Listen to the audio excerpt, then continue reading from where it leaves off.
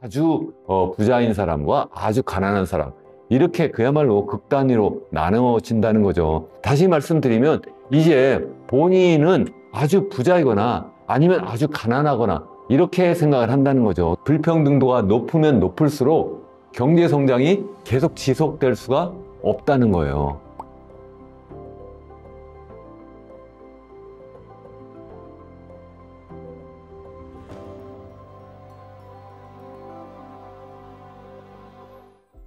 안녕하세요. 이현훈 교수의 경제포럼, 오늘도 함께 해주셔서 감사합니다.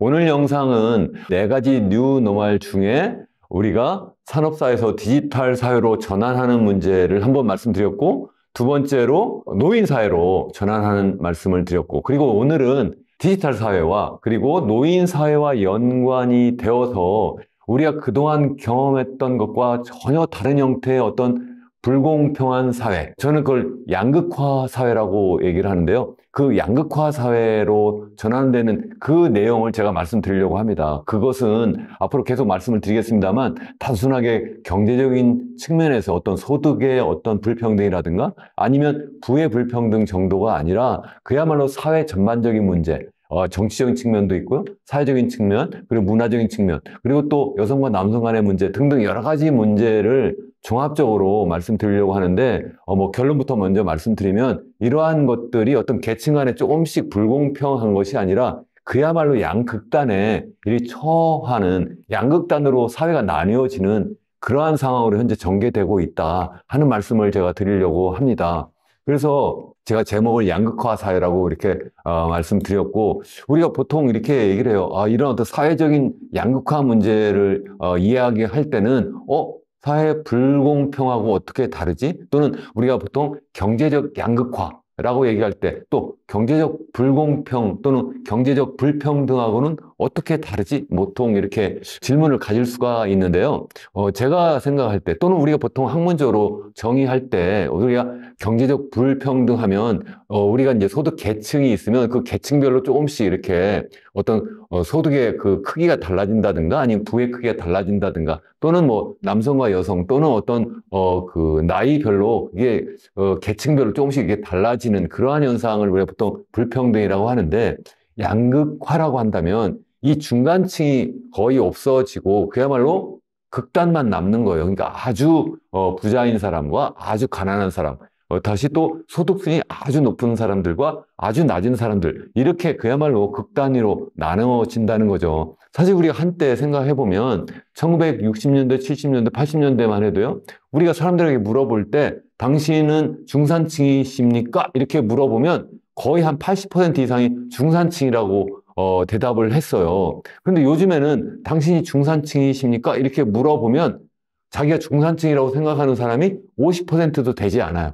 40% 남짓밖에 되지 않아요. 다시 말씀드리면 이제 본인은 아주 부자이거나 아니면 아주 가난하거나 이렇게 생각을 한다는 거죠. 그러니까 중간이 자꾸 없어지고 있다. 저는 그런 말씀을 제가 드리려고 하는 겁니다. 그래서 실제 이 차트를 보시면 이게 네이버 트렌드라고 해서 네이버 많이 사용하시잖아요. 거기 들어가가지고 우리가 또 키워드를 넣고 이것이 지난 우리가 제가 여기서 그림에서는 2016년 이후에 현재까지의 불평등이라고 하는 그러한 검색어하고 양극화라고 하는 검색어 두 개를 같이 넣고 얼마나 사람들이 그거와 관련해서 관심 있게 검색을 하는가 이렇게 봤더니요. 여기 보시면 녹색으로 표시된 것이 양극화고요.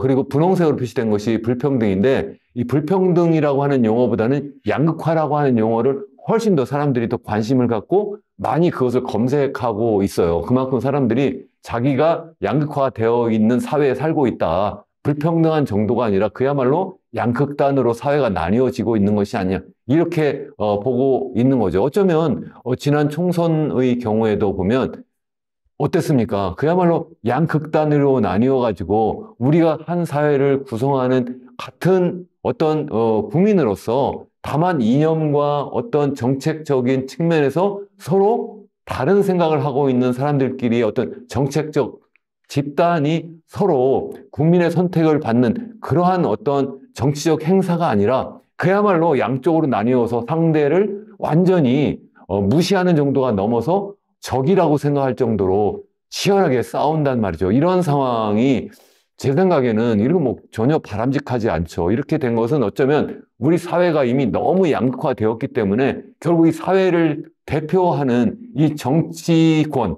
이 정치인들이 결국 이렇게 극단으로 나뉘어서 싸우고 있는 것이 아니냐. 정말 그렇게 생각하고 그게 정말 우리나라 이 입장에 생각하면 너무 불행하다 이런 말씀을 제가 드리려고 하는 거고요.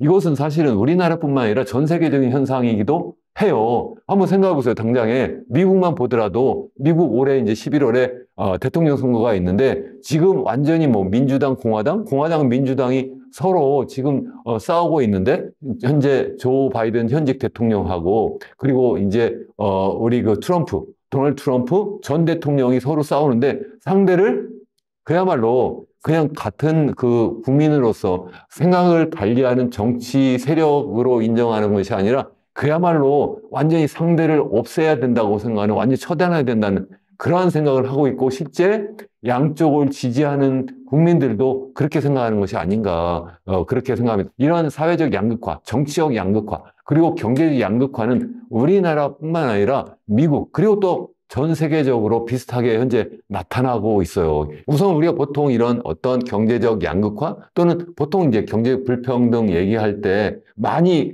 들어본 것이 바로 뭐냐면 소위 얘기하는 쿠치네츠 곡선이라고 하는 게 있어요. 쿠치네츠 곡선이라고 하는 게 뭐냐면 우리 경제학에서 경제학 원론에 나오는 건데요. 이게 뭐냐면 보통 이제 경제 성장을 하게 되면 항상 그 염려하고 문제를 항상 지적하는 것이 뭐냐면 경제 성장만 하다가 이거 누구는 엄청나게 부자가 되고 누구는 너무 가난해지고 이렇게 해서 소득이 너무나 불공평하게 배분되는 것이 아니냐. 이거는 18세기 중엽에 우리가 자본주의 시장 경제가 처음 등장한 이후부터 지금까지 계속 되어온 그러한 질문이고 또 문제고 그래서 양쪽에서 서로 다른 생각을 가진 사람들끼리 이념 전쟁, 이념의 어떤 대결을 계속 해왔어요. 그래서 그 문제를 우리 경제학계에서 어떻게 보는지 우선 말씀을 드리고 그 다음 우리 양극화 얘기를 하는 게 좋을 것 같아요. 그래서 여기 보시면 쿠치네츠 커브라고 하는 거 있는데 이건 바로 경제학자 중에 쿠치네츠라고 하는 그러한 경제학자가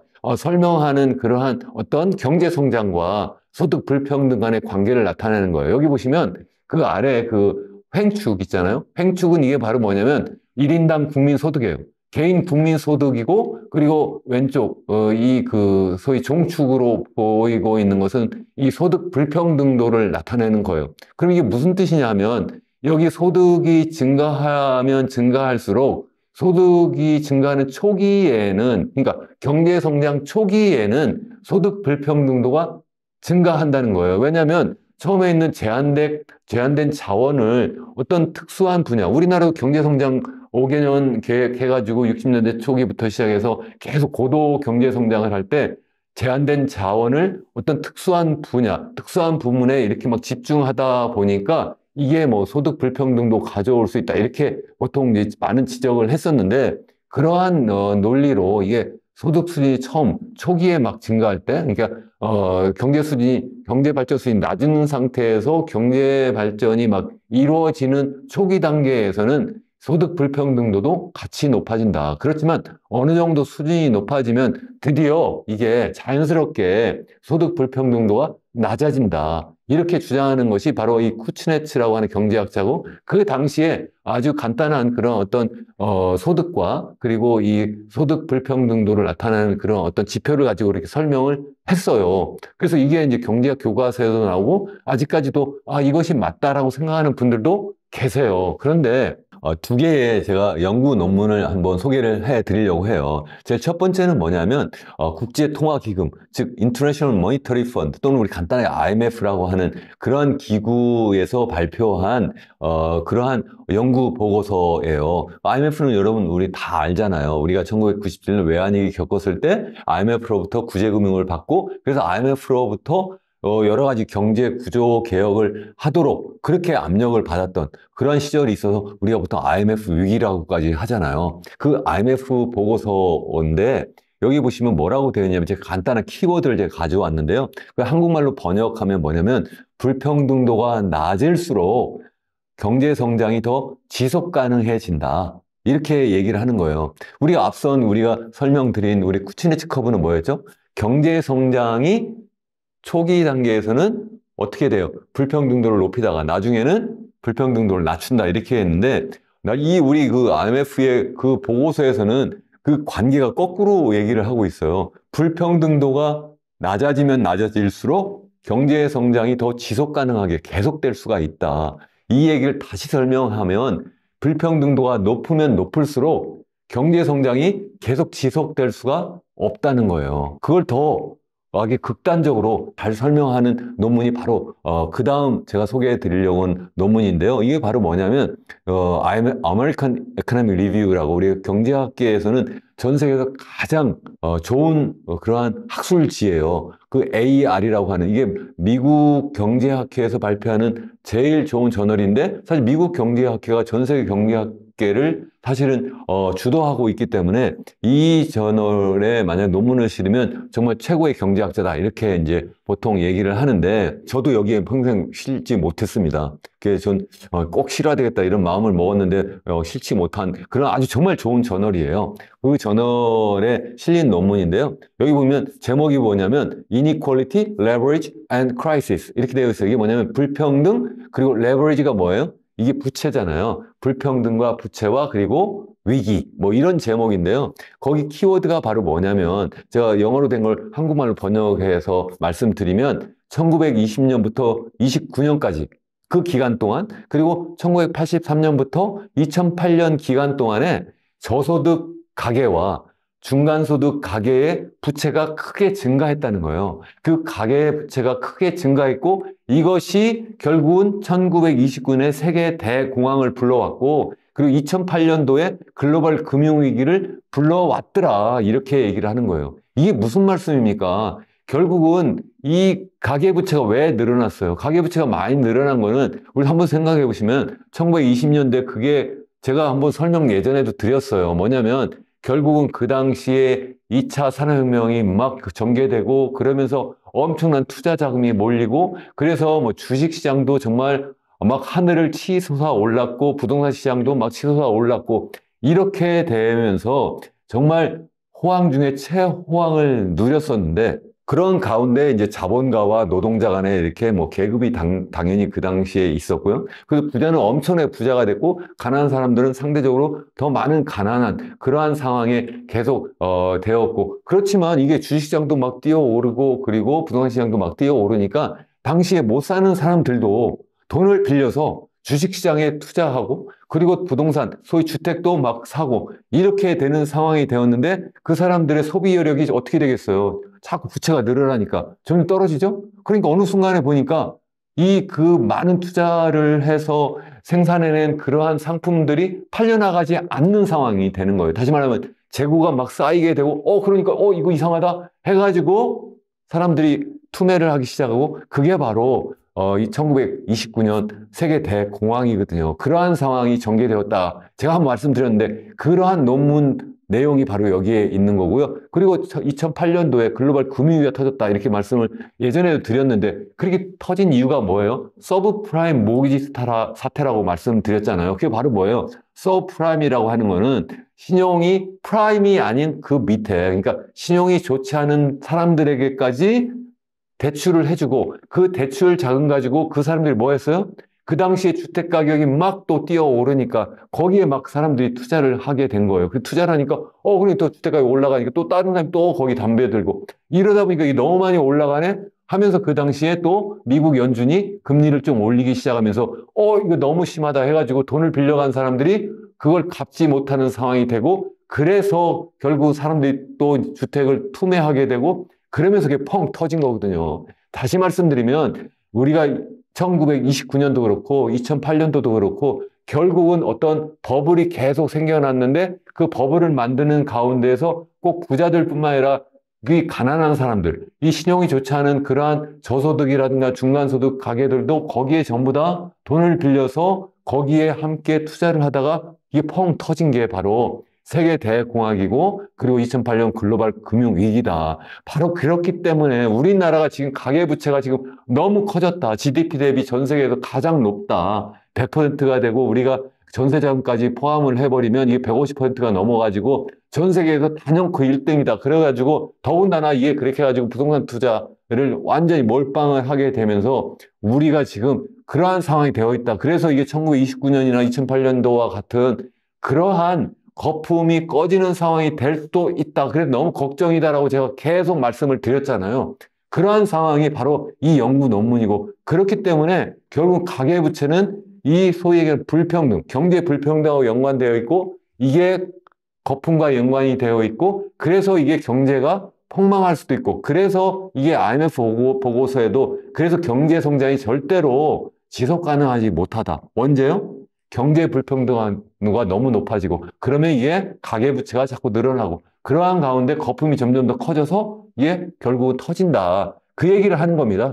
그러한 상황이기 때문에 여러분들이 굉장히 관심을 가지고 보시면 좋겠다는 거고요. 다만 이거를 갖다가 우리나라 상황만 볼 것이 아니라 전 세계 상황을 같이 보는 것이 더 좋겠다 해서 우선 제가 세계 전체적인 상황을 간단하게 말씀드리려고 해요. 여기 보시면 왼쪽에 있는 그 그림의 왼쪽에 있는 거는 뭐냐면 우리 전 세계 있잖아요. 전 세계 인구 중에 돈을 벌고 자산을 갖고 있는 사람들은 성인이잖아요. 그래서 성인 인구가 전 세계 80억 인구 중에 한 50억 인구 약간 넘거든요. 51억 인구예요. 그 51억 인구 중에 상위 소득 10%가 차지하는 소득이 얼마나 되냐. 그 전체 소득이 세계 글로벌 GDP잖아요. 그게 2022년 기준으로 하면 100조 달러라고 말씀드렸는데 100조 달러 중에 상위 10%, 제일 돈을 많이 버는 사람들, 그 사람들 10%가 어느 정도 가져가느냐? 52%를 가져가더라. 그리고 하위 50% 소득을 갖고 있는 사람들은 그러면 전 세계 GDP의 몇 퍼센트를 가져가냐? 8.5%를 가져가더라 이거예요.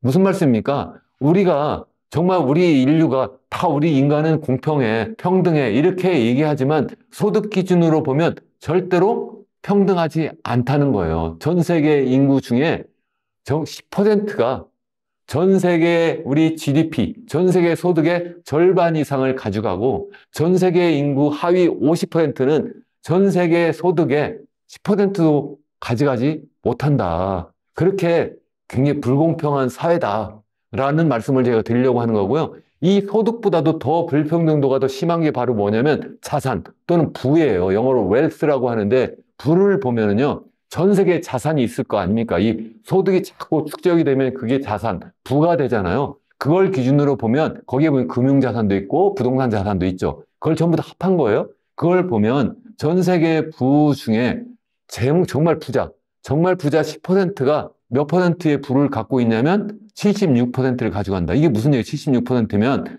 4분의 3 이상을 10%, 정말 부자 10%가 다 가져간다는 거고요. 맨 왼쪽 파란색으로 표시된 것이 바로 뭐냐면 하위 50%가 전 세계 자산, 전 세계 부의 2%밖에 가져가지 못한다.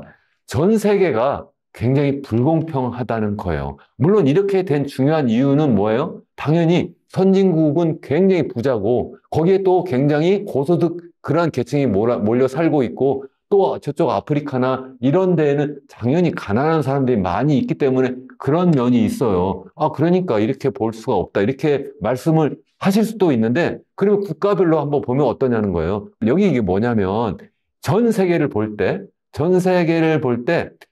소득 상위 10% 비율을 그거를 볼 때 색깔이 진하게 표시된 지역은 뭐냐면 이게 50% 이상, 정확하게 49% 이상 소득을 갖고 있는 그러한 지역을 표시하는 거고요. 이게 연하게 표시된 지역이 바로 뭐냐면 그 상위 10%의 비중이 낮은 거예요. 다시 말씀드리면 여기서 연하게 표시된 것이 비교적 그런 소득 불평등도가 낮은 거고 진하게 표시된 지역이 불평등도가 더 높은 지역이다. 그럼 어디예요? 보면 이게 선진국일 것 같죠? 아니에요. 사실은 진하게 표시된 지역이 어디냐면 여기 보면 주로 중남미 국가들이 굉장히 상위 소득 10%가 차지하는 전체 소득 비중이 굉장히 크다는 거고요. 그리고 또 왼쪽 또 보시면 오른쪽에 여기 어디예요? 사하라 사막 이남 지역, 아프리카 중남부 지역 국가들이 또 그렇고요. 또 뿐만 아니라 여기 보시면 중동 지역, 그리고 또 이 서남아시아 지역이 그래요.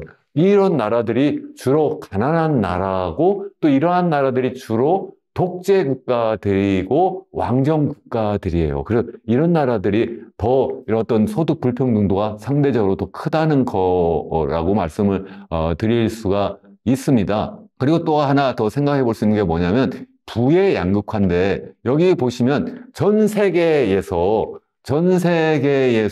상위 0.01%, 0.01%면 어떻게 됩니까? 제가 아까 51억 인구라고 했잖아요. 성인 인구가 0.01%니까 51만 명이거든요. 그러니까 상위 0.01%, 50만 명이 전 세계 부의 몇 퍼센트를 차지하느냐를 보여주는 그림이 여기에 보시면 파란색 선이에요. 이게 어떻습니까? 1995년에는 한 이게 7% 수준이었는데 이게 계속 높아져요. 그래서 이게 11%까지 높아졌다. 그러니까 전 세계에서 그야말로 소수의 부자가 차지하는 전 세계 부가 이제는 자꾸 높아져가지고 10% 이상이 된다 하는 말씀이고, 그리고 여기 10억 달러 이상, 우리나라 돈으로 보면 이제 환율 이렇게 자꾸 이제 지금 달러 기준 우리 원화 가치가 자꾸 떨어져가지고 이제 거의 뭐 1380원 이렇게 되는데 그냥 간단하게 1400원이라 치면 1조 4천억 원 정도 되는 거예요. 그러니까 우리 1조 4천억 원 이상 갖고 있는 그 부자들이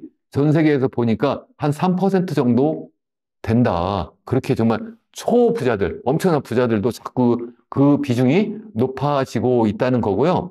그러면 미국하고 유럽을 좀 꼭 집어서 한번 보면 어떨까 해서 제가 따로 또 하나의 그 그림을 제가 준비를 했는데요. 여기 그림 보시면 미국 빨간 선으로 표시된 거예요. 상위 1%의 부자, 자산의 비중을 보시면요. 이게 한 70년대까지 줄어들어요. 70년까지 줄어들다가 이게 계속 늘어나고 있다. 늘어나서 지금 상위 1%가 차지하는 미국 전체의 자산이 한 35%를 차지한다. 유럽은 상대적으로 이게 비교적 낮은 편이다. 그래서 계속 낮아졌고 비교적 안정적으로 유지해서 한 21% 정도 된다. 상위 1%가 차지하는 부가 한 21% 된다는 말씀입니다. 그렇다면 왜 이런 상황이 되느냐? 크게 두 가지예요. 하나는 뭐냐면 기술 문제예요. 제가 계속 정말 기술이 중요하다 말씀드렸잖아요. 지난번 영상에서 뭐 말씀드렸습니까? 우리 사회가, 우리 인류가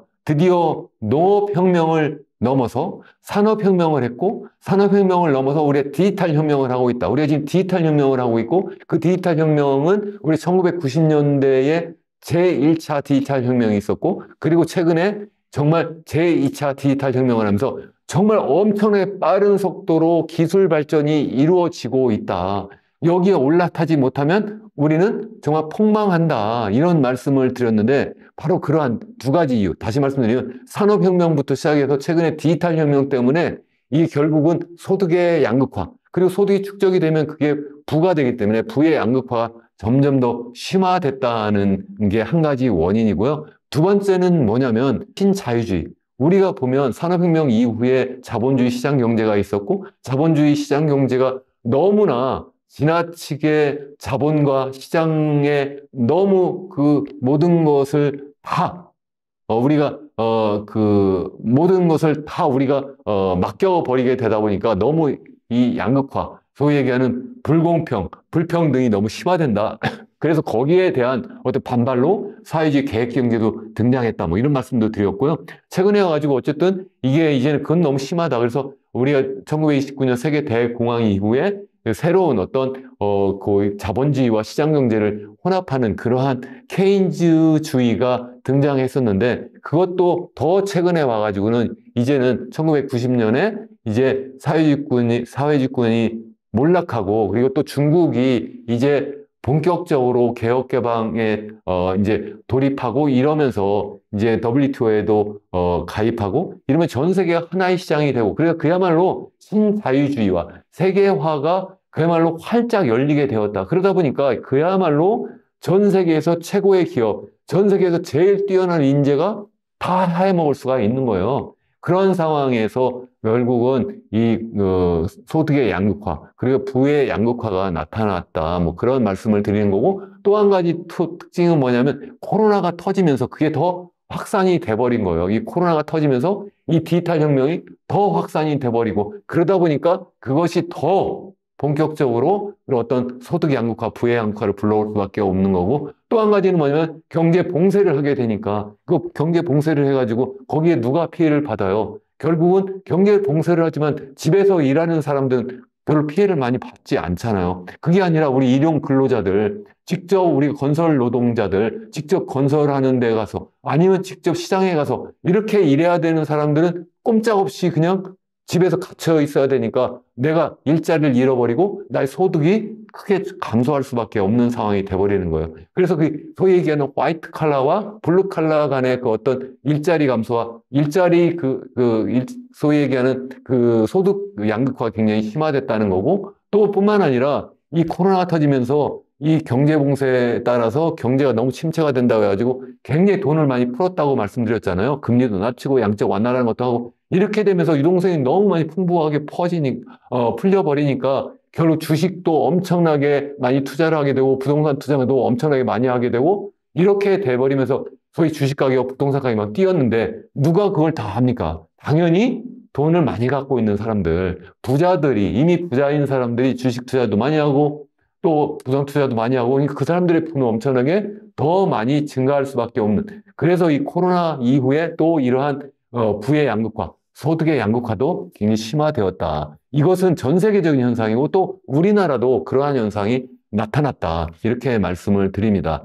오늘은 지난번 영상에 이어서 양극화에 대해서 말씀드리려고 해요. 저는 특별히 경제학자니까 사회 양극화보다는 경제 양극화에 대해서 말씀을 주로 드리려고는 하는데 그래도 요즘에 와가지고 이 경제 문제가 사회 문제고 정치 문제로 자꾸 확산이 되고 있기 때문에 뭐 그러한 사회 양극화 또 그리고 정치 양극화에 대한 말씀도 드리려고는 합니다. 지난번 영상에서는 전체적인 전 세계적인 소위 양극화 그리고 또 불평등 문제를 말씀드렸어요. IMF 보고서에서도 그렇고요. 그리고 또 우리 전 세계에서 가장 유명한 American Economic Review라고 AR에 실린 그러한 우리 학술 논문에서도 말씀드린 것처럼 우리 그 양극화, 소득 양극화 그리고 부의 양극화가 점점 더 심화되는 그러한 가운데에서 소위 얘기하는 자산 가격 버블 그것이 주식 가격 버블이기도 하고 또 우리 부동산 가격 버블이 이렇게 일어나게 되면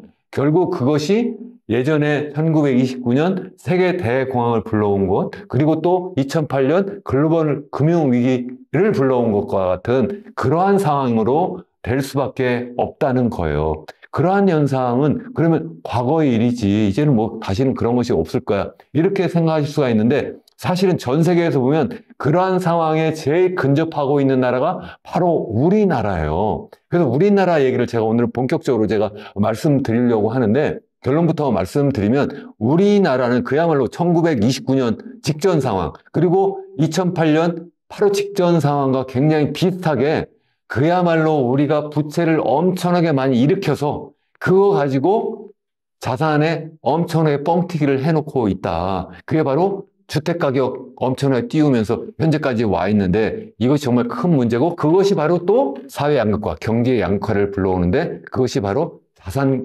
양극화를 불러온다, 부의 양극화를 불러온다, 뭐 이런 얘기입니다. 그래서 한번 끝까지 한번 들어봐 주시면 좋겠는데요. 몇 가지 기왕이면 그래프도 제가 준비를 했으니까 한번 보여드리는 게 좋을 것 같아요.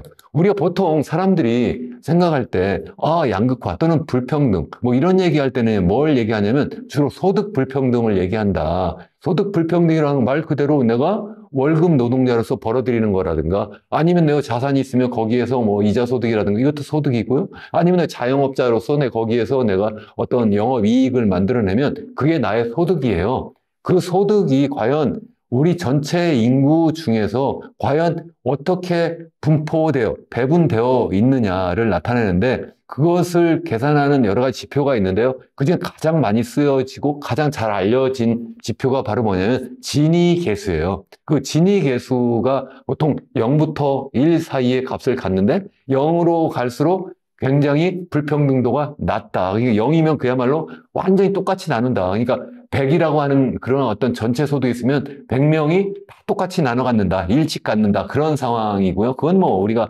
현실적으로 불가능한 상황인데 그게 반대로 일이 되면 거의 뭐 한 사람이 다 가져가는 그러한 상황이 되는 거고요. 이거 한 중간 정도 어디에 있겠는데, 우리나라 같은 경우에 보시면 여기 빨간 점선으로 나타나는 것이 뭐냐면 시장소득이에요. 시장소득이고, 밑에 여기 보시면 이제 검은 점선으로 나타나는 것이 뭐냐면 처분 가능 소득이에요. 처분 가능 소득. 이게 무슨 얘기냐면, 여러분이 소득을 여러분이 만들어내시면 어떡합니까? 세금을 내잖아요. 근데 세금은 일단 빠져야지만 우리가 처분이 가능하잖아요. 또 뿐만 아니라 소득이 굉장히 낮은 분들은 정부로부터 보조금을 받아요. 뭐 여러 가지 방법으로 이제 보조금을 받잖아요. 그런 보조금을 포함시킨 거. 다시 말해, 전체 시장 소득에서 세금을 낸 거 빼기 정부로부터 보조금 받은 것, 우리가 보통 이전 지출이라고 하는데, 그것을 받은 것을 포함시킬 때 과연 이 값이 어떻게 되느냐를 보면, 시장 소득으로 보면 거의 0.4.0 어디에서 그냥 있어요. 거의 변화가 없어요. 뭐 그러면 이거 뭐 4.0이면 어느 정도 수준이냐? 전 세계적으로 볼 때 OECD 한 평균 정도 됩니다, 사실. 높지 않아요. 괜찮은 수준이다. 뿐만 아니라 여기 보시면 처분 가능 소득으로 보면 더 낮은 수준이에요. 그래서 이건 OECD 평균보다는 더 낮은 수준, 뭐 이렇다고 볼 수가 있는데, 정말 이게, 그러니까 우리나라는 양극화도 되어 있지 않고 소득도 불공평하지 않으니 우리가 경제적으로 굉장히 불공평하지 않다, 이렇게 얘기할 수 있느냐? 그런데 제가 계속 말씀드리지만 소득 불평등도보다 더 중요한 것이 부의 불평등도다. 왜 그러냐면 전체적으로 갖고 있는 자산이 75%가 거의 부동산, 거의 집이나 아니면 땅인데, 특히 집값이 지난 2017년 이후에 2022년 중반까지 무려 2배 내지 3배 올랐다. 특히 서울에 그야말로 제일 부자 동네, 강남 이런 데는 한 3배 올랐다. 이미 말씀드렸고, 여러분들도 저보다 더 잘 아시고 계실 거라고 생각을 해요. 다들 제일 관심 있는 분야가 바로 이 집값이니까요. 이게 거의 한 3배 뛰었어요. 이렇게 뛰게 되니까 어떻습니까? 결국 그걸 갖고 있는 분들, 더군다나 이걸 갖다 뭐 한 채가 아니라 여러 채 갖고 있는 분들은 엄청나게 부가 늘어난 거죠. 부가 2배, 3배 늘어난 거예요. 그러니까 전체 부 중에, 전체 자산 중에 75%가 부동산인데 그게 2배, 3배 늘어났으니까 전체 부도 거의 그 정도 늘어났다. 그 얘기는 우리가 보통 자기 집을 갖고 있는 그 가게가 한 어느 정도 되냐면 55% 정도 되거든요. 그러니까 한 45%는 집을 갖고 있지 않은 분들이니까, 그분들하고 보면 그분들이 예전에는 자기가 소득을 계속 모아가지고 10년이면 집을 살 수 있겠군 이렇게 생각했는데, 이게 3배 올라버리니까 30년 걸리는 상황이 돼버리니까 그분들과, 그리고 이제 집값이 올라가지고 집을 갖고 있는 분들하고의 그 자산 격차가 무려 3배 늘어난 거예요. 그러니까 그게 자산 양극화가 굉장히 심화되었다는 말씀을 제가 드리는 거고, 또 이런 말씀을 하시는 분들도 계세요. 그래도 뭐 55%가 집을 갖고 있는 사람들이고 그 사람들이 전반적으로 다 좋아졌으니까 평균적으로 좋아진 거 아니냐, 이런 말씀도 하시는 분들 계신데, 그 55% 집을 갖고 있는 분들도 사실 보면 많은 부분들이 절반 이상은 다 뭐냐면 연립주택이나 빌라나 아니면 오피스텔 조그만 그러한 방에서, 그런 집에서 사시는 분들이에요. 그러니까 진짜 이렇게 집값이 막 그렇게 2배, 3배 떴을 때에, 그때 정말 자산 가격이 이렇게 막 크게 올라가지고 정말 좋다라고 생각하는 분들은 제가 볼 때는 전체 가구 중에 20%도 되지 않는다. 그야말로 제일 부자들만 그렇게 된다. 그러다 보니까 이게 사회 양극화, 경제의 양극화를 불러왔다. 그 말씀을 드리려고 하는 거고, 그 말씀을 제가 이게 2018년도 막 그때 막 가격이 막 뛰더라고요, 이게. 그래서 막 뛰어가길래 그 당시에 제가 그 소득 불평등도보다 중요한 부의 불평등, 이러한 제목으로 제가 경향신문에 실론을 게재한 건데요. 결국 그 당시에 뭐 여러 가지 뭐 소득주도 성장하면서 최저임금도 그래서 뭐 빠르게 막 상승시켰는데, 최저임금을 뭐 아무리 뭐 20% 올리면 뭐 합니까? 집값이 그 2배, 3배 떠버리면 최저임금 그거 뭐 8,000원에서 뭐 10,000원 됐다고 그래가지고 과연 집값을 내가 내 집을 마련할 수 있습니까? 그래서 이거 아니다. 이 소득을 높이는 것도 물론 중요하죠. 소득 불평등도도 줄이는 것이 너무 중요하다. 최저임금도 조금씩 높여주는 것이 중요하다. 더 중요한 거는 이 서민들, 대다수의 국민들을 위해서는 절대적으로 집값을 안정적으로 유지해야 되지, 이게 집값을 띄우면 절대로 안 됩니다. 이렇게 말씀을 드렸는데, 지난번 정부에서도 계속 올라가는 그러한 정책 실패를 했고 지금 정부도 그래서 결국 정권을 잃어버렸고 또 이번 정부에서도 또 마찬가지로 또 이게 그렇게 많이 올랐는데 이게 떨어지는 것을 계속 막으려고 하는 그런 정책을 쓰다가 결국은 지난번 정부에서는 그래서 대통령 선거에서 정권을 잃어버렸고 이번 정부에서는 결국 또 집값을 계속 잡으려고 하다가 잡으려는 게 집값을 계속 유지하려고 하다가 결국 총선에서 폭망한 거 아닙니까? 솔직히. 그러니까 절대적으로 국민들은 그거 알잖아요. 국민들은 지금 사회가 이렇게 양극화되고 내가 이렇게 정말 불행하다 생각을 한 이유가 뭐예요? 너무 이 자산 버블이 너무 커졌고 이것이 그 사회 양극화를 불러오고 정치 양극화를 불러오고 뿐만 아니라 이것이 제가 미리 말씀드린 것처럼 우리가 경제학에서 정말 최고의 연구 그러한 논문이라고 하는 IMF 보고서도 제가 한번 말씀드렸고 AR이라고 하는 그러한 데서 발표된 그런 학술 논문도 말씀드렸어요. 이렇게 양극화되면 결국은 경제는 지속 가능하지 않다. 결국은 이게 세계 대공황이나 아니면 글로벌 금융화 같은 그러한 상황으로 갈 수밖에 없다. 그게 바로 우리나라가 그렇게 가고 있다. 제가 그런 말씀을 계속 드린단 말이에요. 그게 너무 중요하다. 여러분 정말 이런 차제 그런 걸 좀 생각하시면 좋을 것 같고요. 이게 정말 큰 문제다. 제가 좀 전에 말씀드린 것처럼 이렇게 가계부채가 계속 결국 그게 이제 가계부채를 계속 늘어나게 하고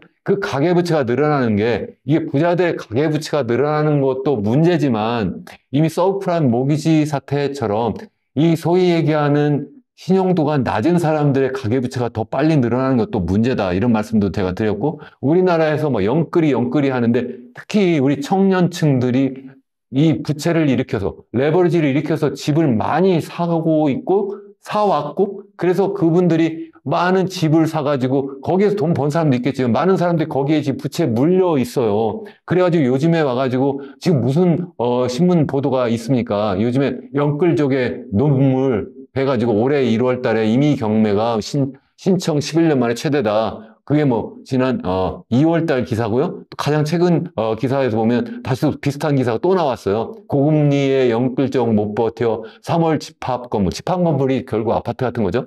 이미 경매가 또 11년 만에 최다다. 지금 정말 이 영끌 해가지고 이 돈을 빌려 그 영끌한 분들이 대부분 제가 젊은 사람들이라고 말씀을 드렸고 그분들이 결국은 더 이상 버티지 못해가지고 이것을 경매에 결국은 집을 내놓게 되는 그러한 상황으로 지금 내몰리고 있다는 거고 이러한 상황이 결국은 어떻게 되고 있습니까? 그것이 지금 부동산 시장의 전반적인 엄청난 충격으로 올 수가 있다. 그게 우리가 보통 얘기하는 뭐 우리 보통 부동산 브릿지론이라든가 아니면 뭐 PF 대출 뭐 이런 것에서 이제 여러 가지 문제가 생겨가지고 우리가 보통 얘기하는 그런 어떤 부동산 개발 회사라든가 아니면 건설 회사들 그런 회사들이 지금 뭐 부도위기를 물리고 있다 하는 것도 큰 문제고 뿐만 아니라 돈을 빌려가지고 집을 산 사람들의 그러한 부채가 드디어 이제 완전히 더 이상 갚지 못하는 상황이 되고 그렇게 해가지고 경매로 몰리고 그것이 또 집값을 더 떨어뜨리고 그렇게 해가지고 결국은 이런 부동산 개발 전반적인 측면에서의 어떤 거품을 꺼뜨리고 그렇게 해가지고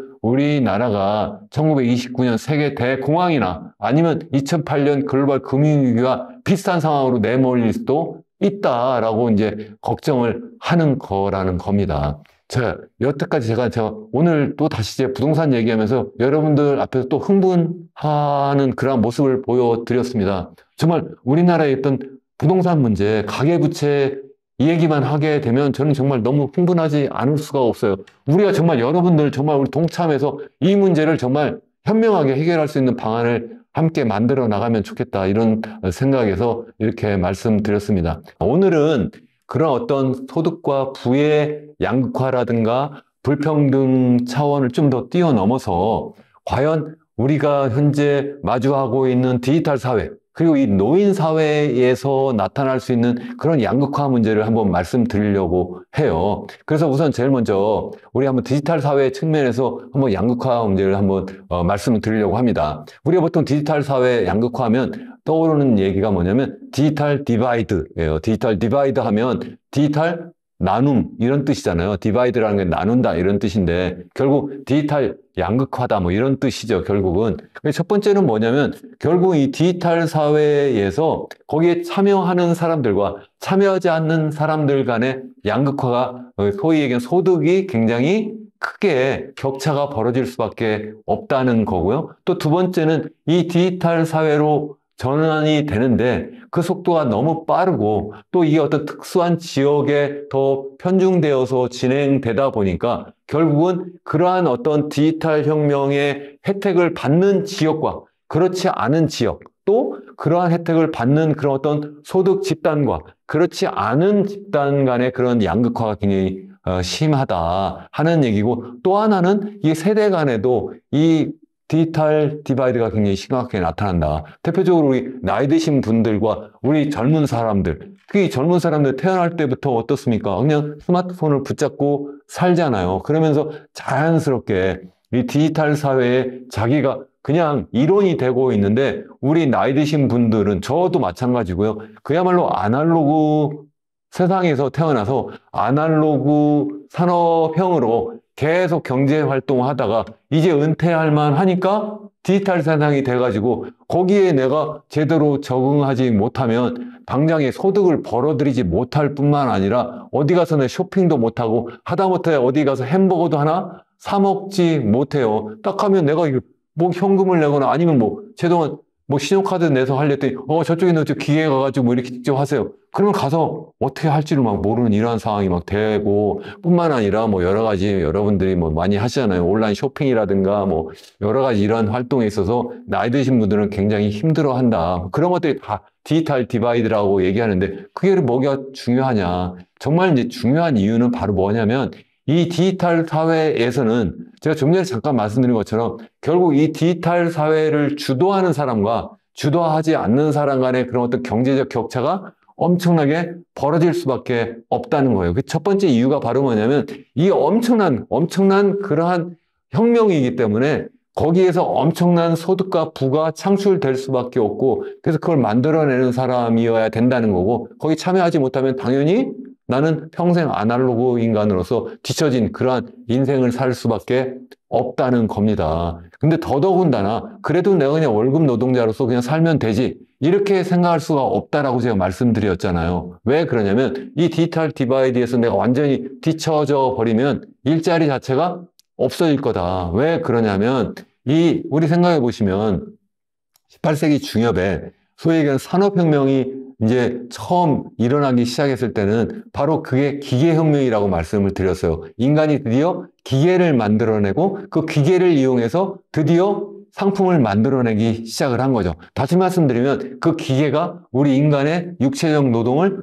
보완하거나 대체하기 시작을 한 거죠. 그렇게 되니까 그 당시에 노동자들이 엄청난 데모를 했죠. 저 기계가 우리 노동자들의 일자리를 빼앗아 간다. 그래서 기계 파괴 운동을 하면서 막 엄청난 데모를 하게 된 그러한 어떤 기계 파괴 운동이 있었는데 나중에 보니까 어땠습니까? 일자리가 없어지지 않고 사실은 새로운 분야에서 일자리가 나타났죠. 근데 그 일자리가 어디서 나타났냐?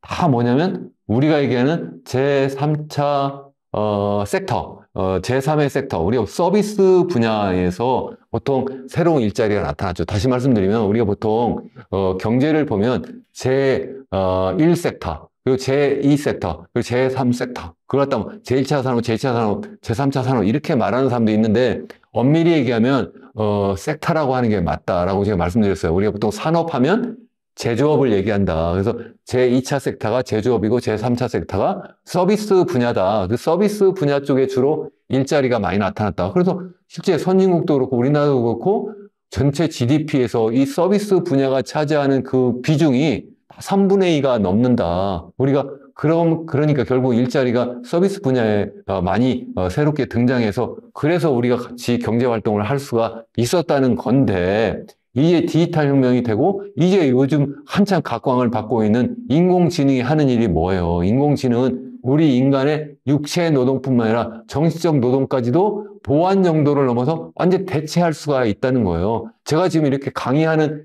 대학 교수의 역할부터 시작해서 어쩌면 공무원들 대부분의 그러한 역할들, 아니면은 뭐 여러 의사라는 직함들이라든가, 아니면 판검사, 변호사, 이런 일, 회계사, 이런 어떤 자격증이 있는 그런 서비스업까지도 이 AI, 인공지능이 대부분 다 보완을 넘어서 대체할 수 있는 그러한 상황까지도 갈 수가 있다는 거예요. 그렇게 돼버리기 때문에 정말 우리 인간은 이제 일자리를 자꾸 잃어버려서 나중에 일자리를 자꾸 나누고, 그래서 뭐 어쩌면 주 3일 근무하는 그러한 세상이 올 수도 있고, 그렇지만 그 주 3일 근무도 그런 디지털 혁명에 내가 올라타고 있는 사람이나 가능하지, 그렇지 않은 사람은 그런 일자리도 없어져서 잘못하면 기본소득이나 받고 있는 동물농장의 돼지가 될 수도 있다, 이런 말씀을 제가 드린 바가 있잖아요. 그래서 굉장히 이러한 상황에서는 결국은 이 디지털 디바이드로 인해서, 그러한 디지털 디바이드로 인해서 이 디지털 세계가 만들어내는 새로운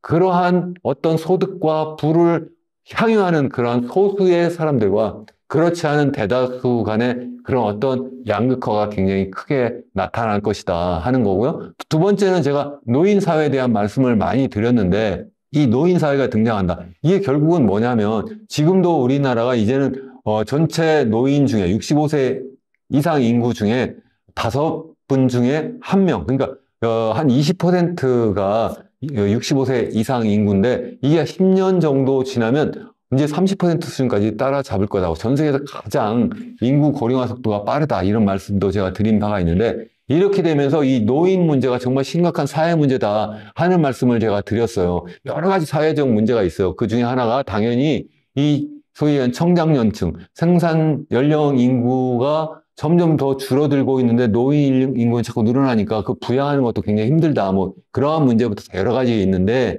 이게 경제적인 측면에서도 보면 이 노인들 간에 보면 그래도 부를 잘 일궈놓은 분들도 계시지만, 그렇지 않은 분들은 이제는 어때요? 내가 더 이상 내가 일을 못하니까 나의 소득이 없잖아요. 근데 내 자산도 없어요. 그러니까 결국은 그 양극화가 굉장히 심화된다. 그래서 우리나라가 전 세계에서 OECD 국가 중에 소위 얘기하는 노인 빈곤율이 가장 높은 나라이다. 그래서 노인 자살률도 가장 높다, 뭐 이런 말씀을 드린 바가 있는데, 그런 양극화가 점점 더 심각하게 나타날 거다, 뭐 그런 말씀이고, 결국은 이런 소득이 없는 분들은 어떻게 했어요? 당연히 건강도 제대로 챙기지 못할 거다. 그래서 전체적인 소득이 늘어나고, 그러면서 결국은 기대 수명도 늘어나지만, 그것도 경제적으로 부유한 노인이 바로 충분한 그러한 어떤 경제적인 혜택 플러스 여러 의료 혜택을 받게 되면서 건강하게 오래 살 수 있는 분들이고, 그렇지 않은 분들은 굉장히 불우한 노후를 지낼 수밖에 없는 그러한 상황이 되고, 또 그러한 분들은 사회적으로도 고립되어서 굉장히 외롭게 살 수밖에 없는 사람들일 거다. 더군다나 그러한 상황에서 그분들은 대부분 또 이 디지털 정보기기에 접근도 제대로 못해서 완전히 아날로그 세계에서 그냥 그야말로 외롭게 살다가 돌아가시는 그러한 상황이 될 수밖에 없다. 그러니까 이 노인 인구가 늘어나는데 그 속에서도 전체가 다 똑같지 않고 굉장히 양극화가 크게 나타날 거다, 심각하게 나타날 거다 하는 거고, 또 하나는 이 노인과 청장년 계층 간의 갈등, 그 양극화도 굉장히 심화될 거다 하는 말씀이에요. 무슨 말씀이냐면, 제가 노인들 중에서 빈곤층이 굉장히 높다, 그거는 소득 기준으로 한다 말씀을 드렸어요. 그런데 사실은 이 나이 드신 분들 중에서도 부자분들도 굉장히 많으세요. 그분들은 사실은 무슨 연금 소득이 많아서가 아니라 다 뭐냐면 자산, 집값이 엄청나게 그동안 많이 올라가지고 뭐 집을 여러 채 갖고 있거나 땅을 많이 갖고 계신 분도 계시고, 아니면 뭐 서울에, 그것도 아주 강남에, 거기에 아주 정말 집값이 그동안 뭐 2배, 3배 막 이렇게 오르면서, 그래서 내가 부자가 되신 분들도 계세요. 근데 그것이 뭐 2배, 3배 이렇게 오르면서 상대적으로 거기에 진입하지 못한 우리 젊은 사람들, 제가 계속 말씀드리지만 우리 20대는 지금 당장 일자리도 구하기 힘든데, 그 사람들이 그나마 일자리 구한 게 보니까 서울, 그것도 수도권이에요. 거기 와보니까 집값이 엄청나게 올랐어요. 근데 보니까 제일 비싼 그 집들은 대부분 연세 많으신 분들이 갖고 계시단 말이죠. 서울의 강남에 계신 분들, 그분들이 50대, 60대, 70대 그런 분들이 이미 다 경제적으로 은퇴했는데 그분들이 거기 집에 거기 살고 계시니까, 그분들과 청년들 간, 청년들과의 어떤 그 자산의 양극화가 굉장히 심하다. 제가 말씀드리지만 다시 말씀드리면 경제 양극화는 소득의 양극화와 부의 양극화가 있는데 그 부의 양극화는 도리어 노인과 청년 간에 보면 도리어 이제 나이 드신 분들이 더 부자인 분들도 굉장히 많다. 그래서 청년들이 느끼는 상대적 빈곤감, 박탈감 등이 크다. 그래서 그 문제를 우리가 해결하지 않으면 안 된다. 뭐 그런 말씀도 제가 지난번 영상에서 노인사회 관련해서 말씀을 드렸습니다. 이것도 제가 반복해서 말씀드리지는 않을 거고요. 또 뿐만 아니라 이 그런데 이제 나이 드신 분들이 자꾸 많다 보니까 어쨌든 연금 혜택도 받아야 되고 건강보험 혜택도 받아야 되고 그거 말고도 여러 가지 복지 혜택을 받아야 되는데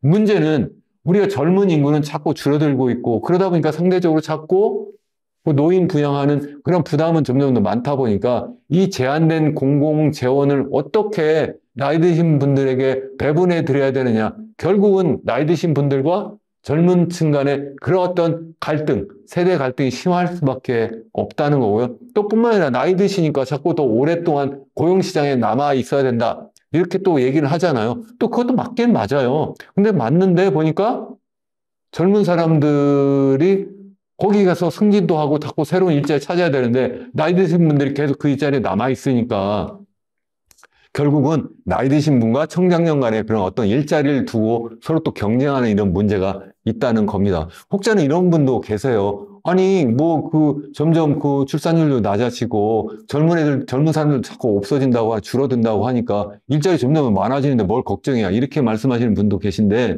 문제는 노인 사회로 자꾸 진입하는 것만 있는 것이 아니라 제가 거듭해서 말씀드리지만 디지털 사회로 전환이 되면서 인공지능 로봇이 우리 인간의 일자리 전체를 자꾸 잠식해 나가니까 전체적인 일자리 숫자가 줄어들고 있다는 거예요. 그 속에서 나이 드신 분들은 또 오랫동안 고용시장에 남아있으려고 하다 보니까 젊은 사람들과의 어떤 고용시장에서 경쟁이 될 수밖에 없다는 거고 그런 갈등은 틀림없이 있다는 말씀이고 더군다나 나이 드신 분들은 당연히 그러니까 어때요? 자기들을 대표하는 그런 어떤 정치 그룹, 그런 정당이 당연히 또 나타나게 되죠. 그러니까 그런 분들을 대표하는 어떤 정치 그룹이 나타나게 되고 또 그렇지 않은 반대의 생각하는 청년층들의 어떤 입장을 대변하는 그런 정치 그룹 간의 그런 어떤 갈등도 굉장히 많이 나타날 수밖에 없다는 겁니다. 또 뿐만 아니라 이 남자와 여자와 남성 간의 그런 어떤 갈등도 정말 심각한 문제다. 이 갈등을 넘어서 굉장히 양극화다 하는 거고요. 제가 이게 그림을 하나 가져왔는데 이게 뭐냐면 가장 최근에 2024년 3월 13일에 나온 더 이카노미스트라고 하는 전 세계에서 가장 유명한 경제 주간지잖아요. 제가 이거 구독해서 보고 있는 그런 주간지 중에 하나인데 거기에 아주 재밌는 기사가 있어서 재미있다고 표현을 했지만 굉장히 심각한 문제에 관한 기사인데 제목이 뭐냐면 Why Young Men and Women are Drifting Apart 이런 제목이에요. 이게 무슨 뜻이냐면 왜 젊은 남자와 그리고 젊은 여자가 drifting apart 서로 자꾸 거리가 멀어지고 있느냐 뭐 그런 얘기입니다. 이 그림도 보면 이렇게 한 높은 담을 두고 서로 이렇게 등을 지고 서 있잖아요. 그래서 거기에서 왜 그러냐를 갖다가 설명을 하고 있는데 뭐 여러 가지 이유가 있는데 그중에 제가 요약을 하면 세 가지예요. 이것이 전 세계적인 현상이다라는 얘기를 제가 이카노미스트에서 쓰고 있는데 이 한국에도 똑같이 적용이 되고 어쩌면 한국은 더 심각한 문제이기도 해요. 첫 번째는 뭐냐면 요즘에 와가지고 보면 여성들이 남성보다 더 초등학교, 중학교, 고등학교에서 더 공부를 잘해요. 또 대학교 진학률도 더 높아가고 있어요. 또 뿐만 아니라 이 여성들이 사회 진출할 때도 한번 요즘 보세요.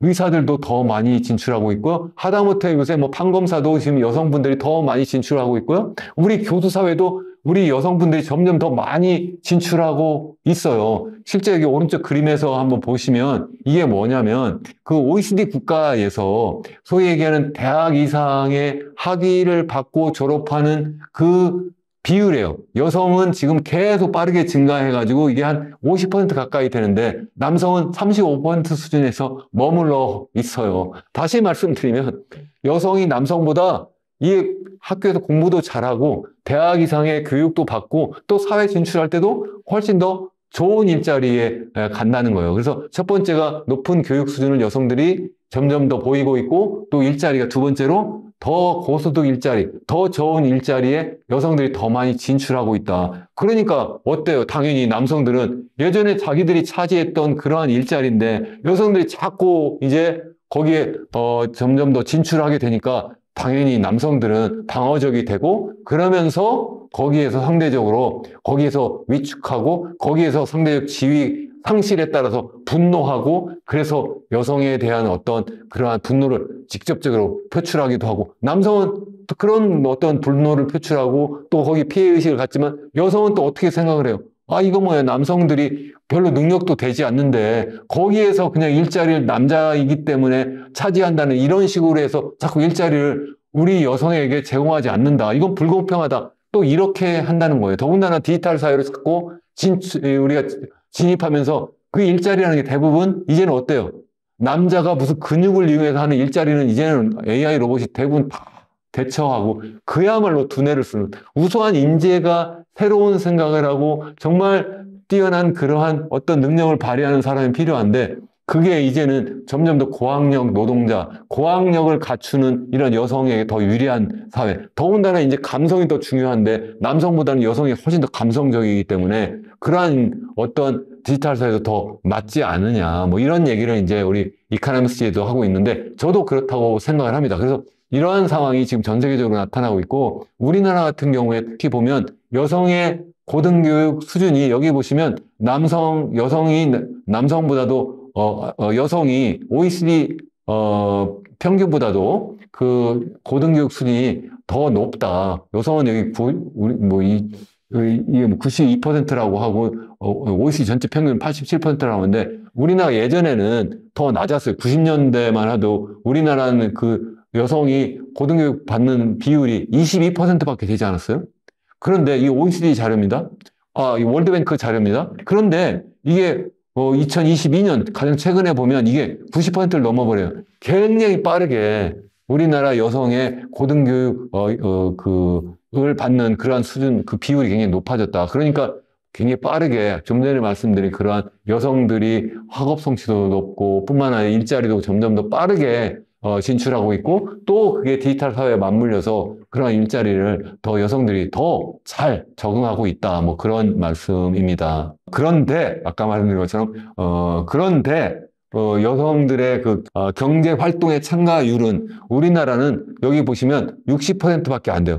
빠르게 증가했는데 한때는 90년도에는 49%였는데 이게 60%가 따라잡았는데 이게 올라왔는데 OECD는 이게 65%예요. 다시 말씀드리면 우리 한국의 여성들이 OECD 평균보다 고등교육을 받는 비율이 훨씬 더 높고 굉장히 빠르게 증가해 왔는데 우리 여성들의 경제활동 참가율은 더 낮아요. 그 낮은 이유가 뭐예요? 여성들이 원해서요? 아니라고 생각하는 거예요. 여성들은 그게 아니라 사회적 장벽이 너무 높다. 보이지 않는 유리천장이 너무 높아가지고 우리가 아직 거기에 참여하지 못한다. 그러니까 그에 대한 반감이 굉장히 심하다. 또 그렇기 때문에 여성들은 당연히 결혼도 하지 않으려고 하고 또 결혼을 해도 내가 괜히 결혼하고 아기를 낳게 되면 그러면 나의 경력 단절까지도 있게 되기 때문에 결국은 내가 아이를 낳지 않으려고 하는 그러한 상황이 될 수밖에 없다는 거죠. 다시 말씀드리면 이게 결국은 우리나라뿐만 아니라 전 세계적인 문제인데 특별히 우리나라는 더더욱 여성과 남성 간의 갈등이 더 심할 수밖에 없는 게 여성의 그런 교육 수준이 높은데 경제활동 참가할 수 있는 그러한 어떤 여건이 제대로 마련되지 않아서 일과 가정, 일과 육아의 어떤 병행을 할 수 있는 그러한 여건을 만들지 못함으로 해서 그게 바로 더 그러한 사회적 양극화, 여성과 남성 간의 양극화를 더 심화시키고 그게 바로 결혼도 안 하게 하고 또 아이도 갖지 않게 하고 또 그것이 바로 우리나라의 인구 출산율을 낮추고 인구 고령화를 더 빠르게 하는 그런 중요한 원인이다. 이렇게 저는 생각을 하는 겁니다. 결국 그게 좀 전에 말씀드린 게 뭐뭐 얘기했어요. 어떤 디지털 양극화도 말씀드렸고 또 그리고 노인과 젊은이 간, 또 노인 간의 그런 어떤 양극화, 노인 사회와 맞물린 양극화도 있고 또 그리고 여성과 남성 간의 어떤 그러한 양극화, 갈등도 굉장히 심하다. 이런 말씀을 제가 드렸는데 결국 이것이 뭘로 표출이 되겠어요? 결국은 이거 정치적으로 표출될 수밖에 없다는 거고요. 정치적으로 보면 바로 그러한 문제 때문에 어떤 그 디지털 사회 문제, 그리고 또 고령 사회 문제, 그리고 또 여성과 남성 간의 그런 어떤 양극화 문제 때문에 이게 정치적으로 양극화가 될 수밖에 없다. 특히 이 디지털 사회와 맞물려서 지금 어떻습니까? 지금 보면 우리 SNS, 소셜 네트워크 서비스라고 하는 이걸 통해서 우리가 보통 사람들이 이제는 어떤 공공 매체를 통해서 뭐 뉴스를 보거나 여러 가지 뭐 정보를 습득하는 것보다는 거의 뭘 가지고 해요. 우리가 보통 뭐 지금 여러분들도 유튜브를 통해서 저의 말씀을 듣고 계시고 또 여러분들의 의견을 댓글로 달고 계시잖아요. 이게 결국 뭐예요? 여러분들이 원하는 그러한 어떤 정보를 찾아서 들으시잖아요. 나는 경제에 관련된 것만 들을 거야. 아니면 내가 보니까 나는 이 사회가 너무 불만이야. 그 불만을 표출하는 그러한 유튜브 채널만 찾아 듣거나 그것도 또 전혀 반대. 다시 말씀드리면 노인은 노인대로, 젊은이는 젊은이대로, 또 여성은 여성대로, 또 남성은 남성대로, 또 정치적으로 보면 이념적으로 완전 오른쪽 또는 왼쪽, 이 전혀 다른 그러한 계층에 있는 사람들은 바로 그런 쪽의 것만 자기가 선택해서 듣고 또 일단 한번 선택해 듣기 시작하면 그 알고리즘이 자연스럽게 그러한 내용을 담고 있는 그런 유튜브 어떤 그런 채널이라든가 여러 가지 SNS 그러한 정보만 계속 노출을 시켜버린다는 거죠. 그걸 갖다 우리가 에코 챔버 현상이다. 에코 챔버 현상이다. 뭐 이렇게 영어로도 얘기하는데 결국 자기하고 비슷한 생각을 갖고 있는 그러한 그룹에 거기에 자연스럽게 거기에 참여하고 거기에서 뭐 활동하고 그 의견이 거기서 막 증폭이 돼가지고 깨탁하면 가스라이팅을 당하게 되는 거죠. 그러니까 거기에 빠져들어가지고 나는 그렇게까지는 안 했는데 다시 자꾸 듣다 보니까 가스라이팅 당해가지고 결국 그룹이 두 개로 나뉘어진다. 뭐 그런 말씀입니다. 그렇게 돼가지고 결국은 우리나라도 지금 정치적 양극화가 굉장히 큰 문제고 미국도 그렇고 또 뿐만 아니라 전 세계도 그런 양극화가 굉장히 심화되고 이게 심화되면 그게 바로 뭐냐면 그게 바로 히틀러 같은 그런 사람이 나타나는 거예요. 제가 왜 히틀러라는 사람을 말씀을 드리냐면 우리가 전 세계에서 가장 교육 수준이 높은 나라인데 민도가 높으니까 그러니까 설마 그런 사람이 나타나겠어 이렇게 생각하시지만요. 사실은 히틀러라는 사람이 나타난 것이 바로 우리 1차 세계대전이 끝나고 독일이 패망하고 그래서 전쟁 보상금으로 돈을 엄청나게 이제 승전국에 물어야 되고 그러면서 사회적 불만이 엄청나게 높아지는 상황에서 이 히틀러라고 하는 사람이 나타났는데 이 독일이 당시에 전 세계에서 교육 수준이 가장 높은 나라였어요. 그런데 결국은 그러한 독재자가 나타나잖아요. 결국은 사회적인 어떤 불만이 나타나면 제가 경제적으로도 그게 지속 가능하지 못할 뿐만 아니라 이게 결국은 정치적으로도 양극화가 정말 심화되고 거기에 독재자가 나타나고 그래서 그게 결국은 정치적으로도 지속 가능하지 않고 그게 전쟁까지도 불러오는 그런 불행한 상황까지 만들 수도 있다는 겁니다. 그래서 이런 어떤 양극화가 정말 너무너무 중요하다. 그래서 제가 이러한 어떤 유튜브 방송을 하는 이유는 제가 단순하게 여러분들께 무슨 투자 정보를 드려가지고 여러분들 부자 되세요. 이런 걸 하려는 것이 아니라 경제적으로, 사회적으로, 정치적으로 우리가 정말 심각한 문제를 안고 있고 그래서 이 문제를 여러분들과 같이 우리 해결해 보자. 그런 차원에서 제가 이러한 채널을 시작했습니다. 여러분 끝까지 시청해 주셔서 정말 감사하고 기왕이면 구독과 좋아요도 눌러주시고 여러분 동참해 주세요. 동참하시면 여러분이 함께 해주시면 우리가 이 사회를 바꿀 수 있다고 저는 생각합니다. 여러분 끝까지 시청해 주셔서 감사합니다. 감사합니다.